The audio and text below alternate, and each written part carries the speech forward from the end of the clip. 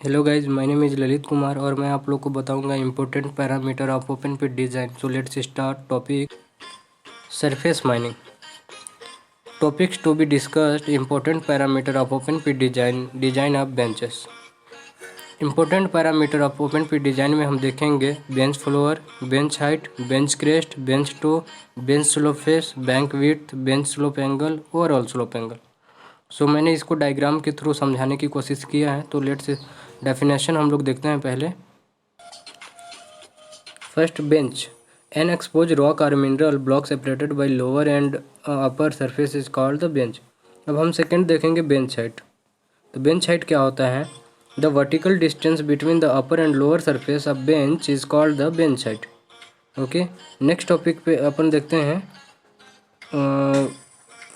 बेर्म क्या होता है। तो piles of broken rock material constructed along the crest to improve mine safety is called the berm. Okay, overall slope angle क्या होता है ये देखेंगे। बैंक विड्थ देखते हैं अपन। तो बेंच विड्थ में है the distance between the crest and the toe measurement along the upper surface is called the bench width.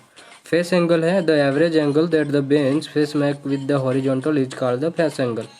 Okay, next page पे अपन आते हैं। ये न्यूमेरिकल है जो गेट पॉइंट ऑफ व्यू से बहुत ही इंपॉर्टेंट है। सो अच्छे से देखो आप।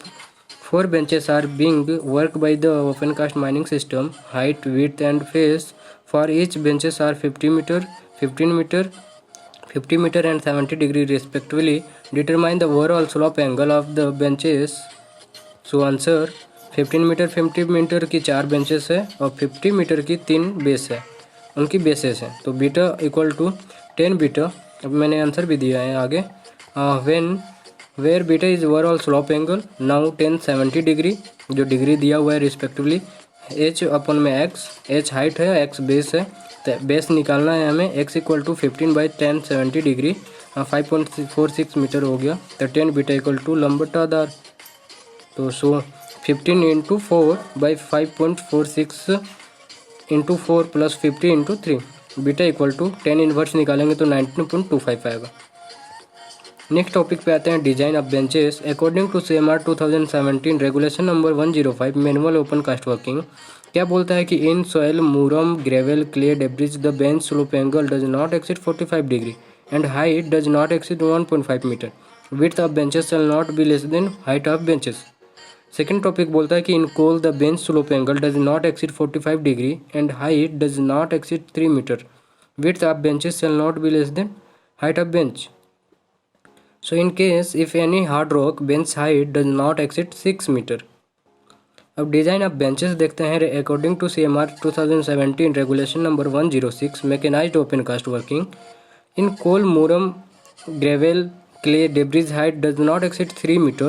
Width of benches shall not be less than 3 times the height of bench.